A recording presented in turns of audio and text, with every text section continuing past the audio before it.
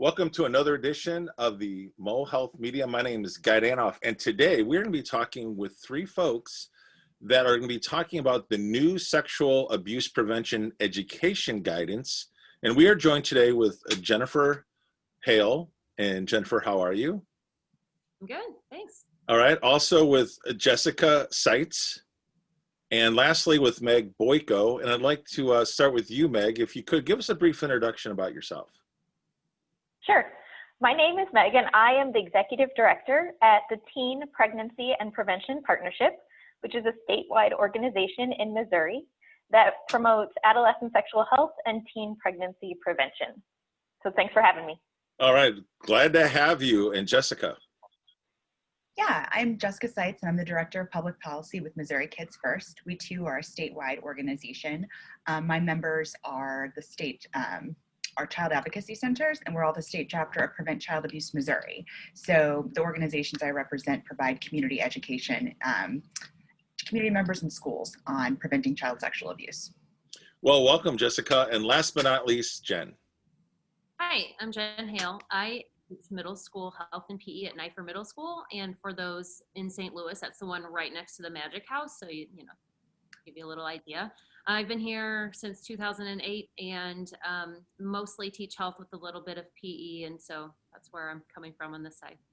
Well, welcome to you, Jen. All right, let's dive right in. So we know that there's a new guidance document out, certainly on sexual abuse prevention, education, and we know that the mandate speaks to 6th grade and up. However, there are resources from K through 12.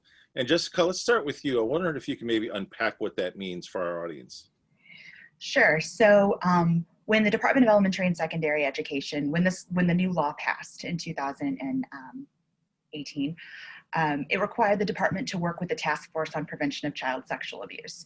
And we pulled a group together, Missouri Kids First worked with DESE to pull a group together of both educators and as well as some of the members that I talked about who are kind of experts in child sexual abuse education. And we pulled this group together and we looked at the mandate, which was trauma-informed, developmentally appropriate sexual abuse prevention education from 6th grade and up. But then we looked at what was already happening in our schools, and we looked at a lot of different programs that were already being taught in Missouri and realized that actually the majority of them were in kindergarten through 5th. And it was pretty much the universal sentiment of this working group that we pulled together that this document reflects both best practices when we were looking at and then what was already being done in our state. So we decided we're creating this document, we're putting a lot of time and energy, we might as well start with kindergarten. Schools can choose if they want to just start with 6th, but we need to include the great programs that are out there. So we did kindergarten, and the same with adults. We said adults should be educated in addition to kids. And so even though the mandate is focused on education for kids, there's a need for that as well. So we went ahead and put that information in there that came straight from this group and from the field. Excellent. Anything that either one of you guys would like to add? Oh, just to echo what Jessica said, we know that best practice is not starting to teach about child sexual abuse in 6th grade because it's happening well before 6th grade. So although the law states we need to teach it at 6th grade and up, it's best practice to teach it earlier because this is happening to our kids. And Meg? I mean, I would just echo everything that Jen and Jessica have said, because typically what I'm doing is promoting comprehensive sex ed, which is broader than child sexual abuse prevention. But child sexual abuse prevention is key in the comprehensive K through 12, and it starts right in those earliest elementary years, and then is integrated throughout. So this guidance document really reflects that. It gives you early elementary guidance all the way through 12th grade. So there's something regardless of what age and stage you're teaching at. Excellent. So the next thing I want to dive into, let's just face it, with COVID-19, there have been several challenges in teaching in general, let alone this area. And let's start with the educator, Jen. Here's the question for you. As a health educator, we know there are challenges. So how does someone like you or anyone else teach sex ed virtually? I mean, that's something I'm still navigating toward. And anytime I taught this, it was the last unit I would teach because I would have had built those relationships with those kids. And now the struggle, one of the struggles is that I don't have as strong of relationships because sometimes most of the year I just saw them on Zoom. And I know it's best practice to allow them to keep their cameras off, and that's fine, and I support that. But when you can't even see them face to face and they don't pipe in as much, it's just a lot harder to build that relationship. So I'm coming in, trying to teach about this stuff without having the strength of that relationship that I would normally have any other time. So I don't know that I have a lot of advice. I think this year it's going to be a little bit more, not scientific, because everything I was teaching was scientific and research based, but I think it's just going to have to err on the side of, I don't know, I don't even know how to explain it, but a little less personal than I think I would have made it before. And I feel for the kids too, for those kids who are virtual only, to be teaching and hearing this stuff coming on your laptop with your mom, somewhere else in the house, in the kitchen, overhearing might be a bit much for them. So it's just a sticky situation. I know it can be done, but yeah, we're definitely trying to work our way through it. Excellent. And then Meg, how about from your perspective? Yeah, a lot of what I do is support health educators like Jen in teaching sexual health topics, whether it's the abuse prevention or basic anatomy or healthy relationships. And so since about March, we have been working with educators across the country to figure out, what creative ideas have they had, how are they using the electronic and virtual tools. And so I'm excited because we are learning every day. And so going into this spring semester with this child sexual abuse prevention guidance, you can find a lot of things already prepared for you to use in the prevention education. And some of that is electronic ready lesson plans or activities.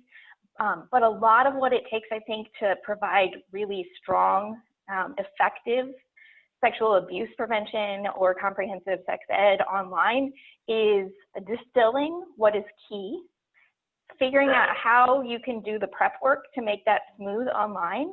And then it gives us new opportunities for family engagement, which is always key when addressing these topics. So yes, it's embarrassing that mom might be in the next room, but oftentimes if we give parents and trusted adults and guardians a heads up, hey, we're going to be covering this.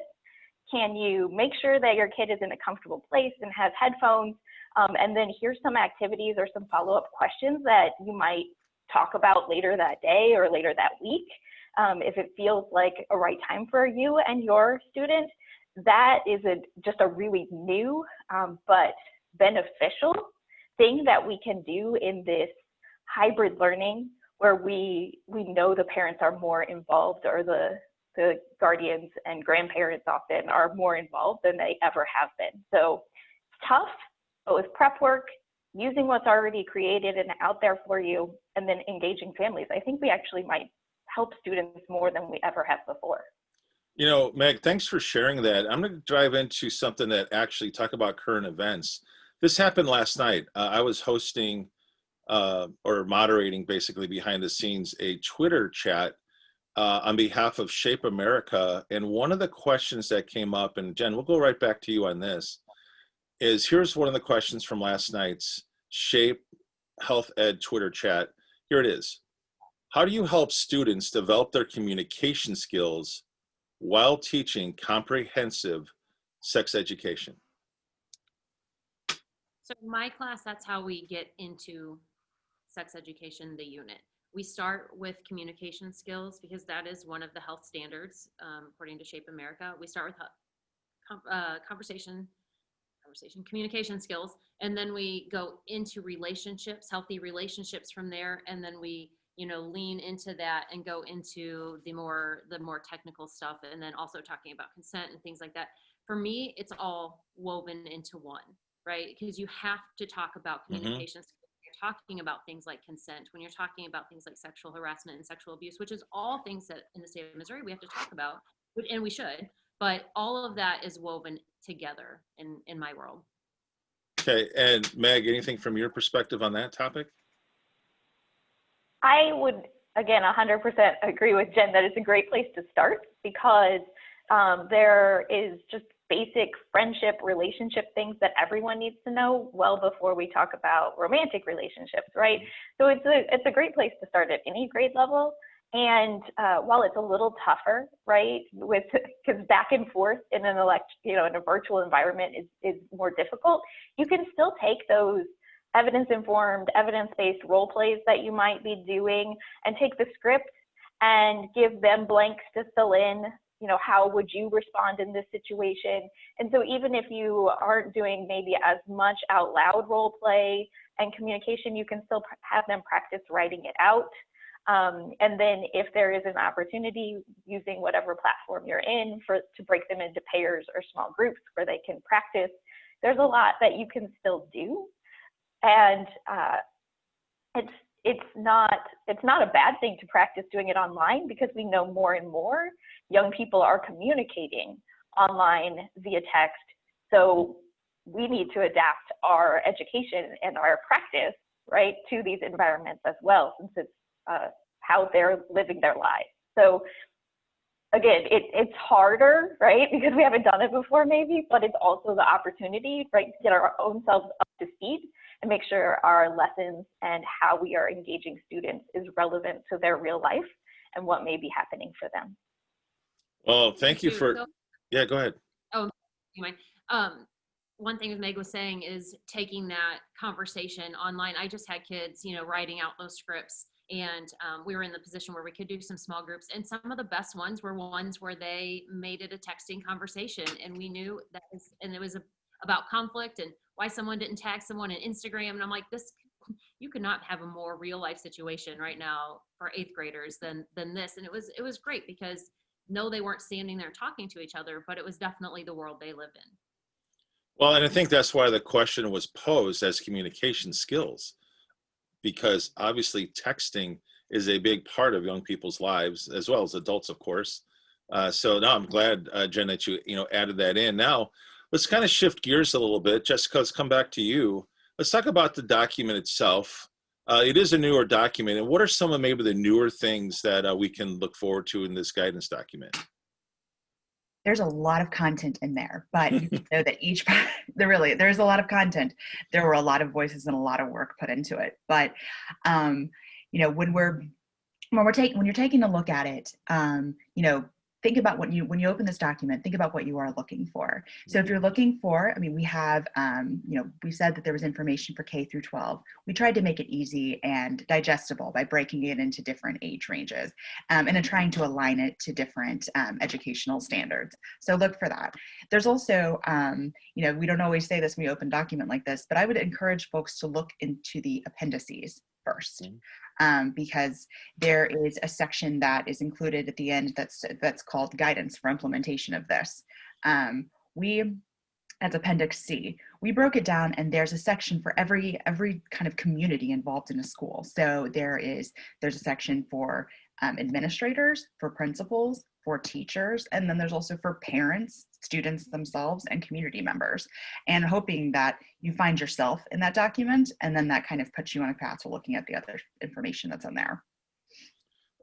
That's excellent. So if you're one of the viewers, you go right to Appendix C and really get going pretty quickly on understanding the document and the roles, depending on what role you play, certainly in that process. And as we kind of wrap up our interview time, let's talk about the guidance document just a little further. But each of you guys have a different perspective on this. And Jen, I thought I would start with you. When you think of the guidance document, what are some things that educators might want to look for? So I'm a teacher, I get it. You get something new on your plate and you're like, oh dear God, something new. And I want you to just take a deep breath and not freak out, because when you open it, you'll see that a lot of it is what you're already doing. If you are following those GLEs that we have in the state of Missouri, or National Health Education Standards, or whatever it is you're following in the district, if you look in there, you're going to find what you're doing in most of that thing. So don't panic, just make sure, compare your curriculum with the guidance document and see what aligns, and you're probably already doing a great job teaching most of this, but if you need extra help, that's what that's for. So my advice is don't panic, it'll be okay. Okay, and Meg, from your perspective. I think this guidance document is wonderful because we have a lot of gaps in sexual health education in Missouri. It's not required to do comprehensive sex ed anywhere in the state. And when we miss things like child sexual abuse prevention, right, it can cause real harm. But this guidance document is one piece that's really straightforward in how you can fill some of those gaps yourself. Again, thinking back to that appendix, from any role, and it shouldn't land on one person in the district. We all have to work together in order for really to protect and support the development of all of our students, right? So like Jen said, we don't want anyone to feel overwhelmed or like this is a new burden. Rather, you know, whoever says this is something that is part of your role, right?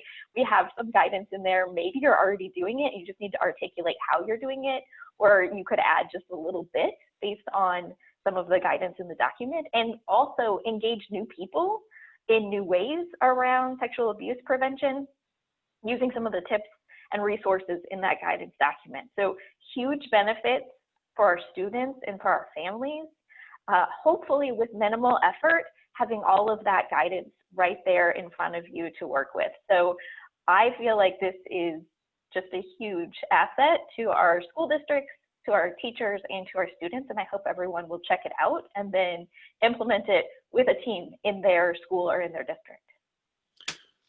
Meg, I think you hit the nail on the head. Teamwork makes the dream work, and we know that. We've got to be collaborating more than ever. And with that, Jessica, we're going to kind of wrap up with you on this one. And you know, you'd mentioned that there's been a lot of growth and movement with the document, some shifts, some key shifts. Now, I was wondering if you could speak to that as we wind this down. I forgot what word. A lot of movement. I'm sorry, Guy. What am I looking to say? Just looking for the kind of the evolution with this new mindset, if you would, you know, as Meg spoke about, with all the different stakeholders and people coming together as a team, that this document continues to advance in many ways than historically, as you said earlier, 2018. There's been some things that have allowed some growth in this area, as well as some real movement. And I was just taken back when, before camera, you were mentioning that, and it struck me as something noteworthy, just from the standpoint of, like, if you could frame, like, where were we and like where are we now, and why is this document so exciting to get in the hands of, you know, administrators, teachers, educators, and so on? Yeah, this document, we really emphasized a community-based approach to sexual abuse prevention education. And we touched on prevention and how to keep kids safe, which has never been more important right now in the middle of a pandemic. But we talked about really how to intervention strategies, but also how to keep kids safe and prevent this from happening. And, you know, we tried to make it and try to include as much as possible to help out our schools, because we understand that schools bring different assets to the table, but also that they're not alone in implementing this. Also, a lot of this is already being done. We need to put a new lens on it. But we really wanted it to be more than a memo, right? More than an information that comes to school districts saying there's a new law in place. It was a law accompanied by guidance and help, and also places to point folks in the right direction. So, and also that it was developed, which is so important in our state. We know it was developed by we are a state-based organization, and so is Meg's organization, but the folks that we brought together were representatives, were people who have experience working with kids every day. And so it came from you all. It came from educators. And I thought that was really important. I certainly learned a lot through this process. I echo that, Jessica. I learned a lot in that process. That's why I asked you that question, because it really struck me as how cool this is to have a law and have that community-based focus that you mentioned and Meg mentioned. Of course, down to what's going on with the educators and how we can get this communication going today more than ever before, especially in the virtual environment. So to have that kind of comprehensive community-based focus is an amazing thing to see happen as this document grows and moves forward. So with that, Jessica, where are some websites or resources that you could direct people to? As I know you guys came out with a video series recently. Yes, so we have, actually I would point you probably, I'm sure that when you put this up, you're going to put links. Everything is on your website and on the Missouri Healthy. We're going to be working to put it up on the Missouri Kids First on a page in and of itself. So we know that it'll live there because we have the document that's on Desi's website, but there's also this webinar series. It's up on your YouTube page. And I think that hopefully there'll be more resources. We are working with different populations, so school social workers, school psychologists, for them to do clips and videos that are short for their own membership, to say, here's the role of the school social worker for schools that have that asset. You know, here's the role in this, you know, and so I think that there's more and more innovation. Educators are innovative. I learned that through this process. And so innovation continues. And this is more than just this school year. Well, I want to thank you, Jessica, for directing us to those resources, and a great job that you ladies did it in having a role in that, as well as Laura Beckman, our director at Missouri Healthy Schools. That website is, go to www.mohealthyschools.com, as well as you can go to Mo Healthy Schools YouTube. You can see the trainings that these ladies have done. It's really an outstanding job. And the best part is it ties together with the document very nicely on various aspects, certainly for that guidance document. I want to thank all three of you for taking the time to join me on this very, very special edition, if you would, for Mo Health Media, as we were wrapping up on new sexual abuse prevention, educating guidance.